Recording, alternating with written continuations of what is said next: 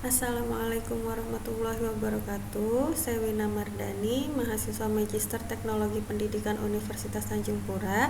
Saya akan melanjutkan uji beda dua kelompok.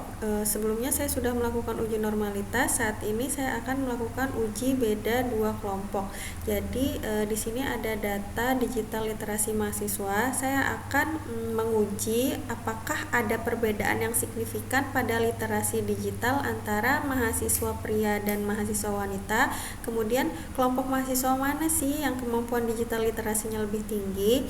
Jadi karena hasil uji normalitas yang sebelumnya sudah saya lakukan itu menunjukkan nilai signifikansi lebih dari 0,05, maka uji selanjutnya yang akan dilakukan adalah uji parametrik.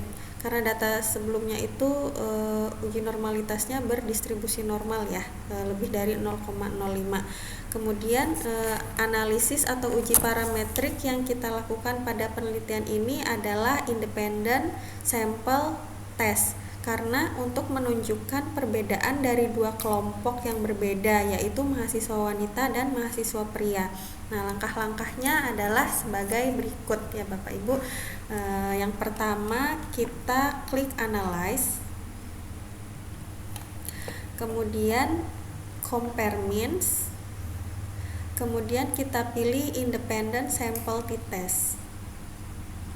Nah, ini kita pindahkan ke kolom tes variabelnya itu adalah min digital literasi atau rata-rata digital literasi. Kita pindahkan ke kolom tes variabel, kemudian jenis kelamin yang sudah saya rubah ke dalam bentuk angka ini kita pindahkan ke grouping variabel. Nah, kemudian kita klik define group.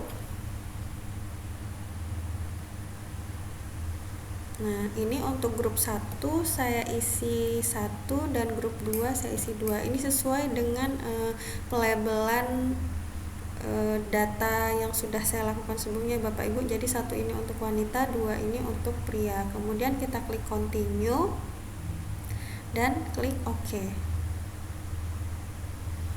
Nah, ini sudah muncul hasilnya. Nah, ini Bapak Ibu bisa lihat di grup statistik. Di sini ada informasi bahwa untuk sampel wanitanya ini berjumlah 82 sampel atau subjek dan prianya ini ada 45. Nah, di sini bisa dilihat rata-rata untuk digital literasi wanita itu 3,04, sedangkan untuk pria itu 3,24. Nah, dari sini kita bisa lihat ya Bapak Ibu bahwa kemampuan digital literasi pria ini lebih tinggi dibanding kemampuan digital literasi mahasiswa wanita. Namun kita belum mengetahui apakah perbedaan ini signifikan atau tidak. Nah, bagaimana kita bisa tahu data ini signifikan atau tidak? Jadi kita perlu membaca hasil dari independent sample testnya ini. Nah, di sini ada beberapa informasi. Di sini ada yang kita bisa lihat di nilai signifikansi. Nah, ini ada signifikansi aja dan ada signifikansi total. Nah, ini kita pakai yang mana sih? Jadi karena tadi saya itu ingin mengetahui apakah ada perbedaan yang signifikan pada literasi digital antara mahasiswa pria dan mahasiswa wanita.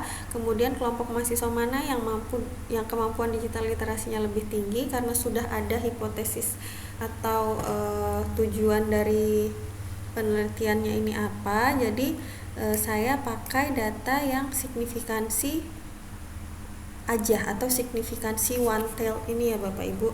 Jadi kalau saya jelaskan dulu, jadi signifikansi one tail ini adalah untuk penelitian yang hipotesisnya ini spesifik pada satu arah. Artinya kita itu mau menguji apakah satu kelompok ini memiliki nilai rata-rata lebih besar atau lebih kecil dari kelompok lain sesuai dengan tujuan dari uji yang saya lakukan ini. Sedangkan untuk signifikansi tutel ini untuk hipotesis yang tidak spesifik arahnya.